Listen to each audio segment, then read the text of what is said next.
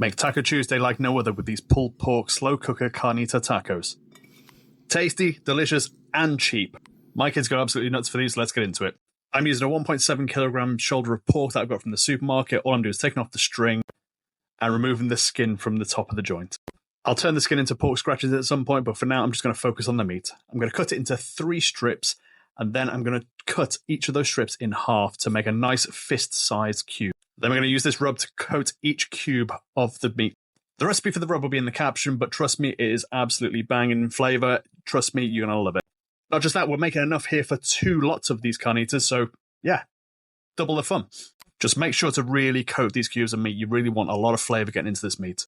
And then you're going to store for at least an hour. I did it overnight, but hey, that's up to you. And then in a screaming hot pan, we are going to sear each side of these cubes of meat. And when I say each side of this, I mean each side of this meat. We're going to turn it over, and then we're going to turn it up on its end and make sure that every piece of this meat is seared. But don't be afraid. If you need to use the tongs to stand this meat up and hold it in place, then do it. It's only going to be for about 10 or 15 to 20 seconds. Get it done. Trust me, the end product will taste amazing when you're doing this. Luckily, I was able to stand these up and allow them to sear that way. If you can do the same, great. If not, don't worry. But once you've seared everything, get these into the slow cooker, and then we're going to add the rest of the ingredients. We're going to start off with 4 cloves of garlic, which all I've done is peel and snap them in half. We're going to go in with 100 millilitres of cherry Pepsi. And then we're going in with 250 millilitres of chicken stock with half a lime squeezed into it. Pour this over your meat and get your meat submerged underneath the liquid as best you can. And then we're going to cook this on high for about 8 hours. And then just look at this final result. It falls apart in your hands.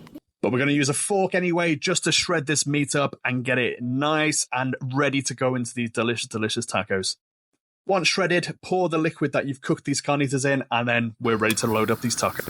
In a hot pan with a little oil, add your corn tortillas and allow them to fry for about 30 to 40 seconds.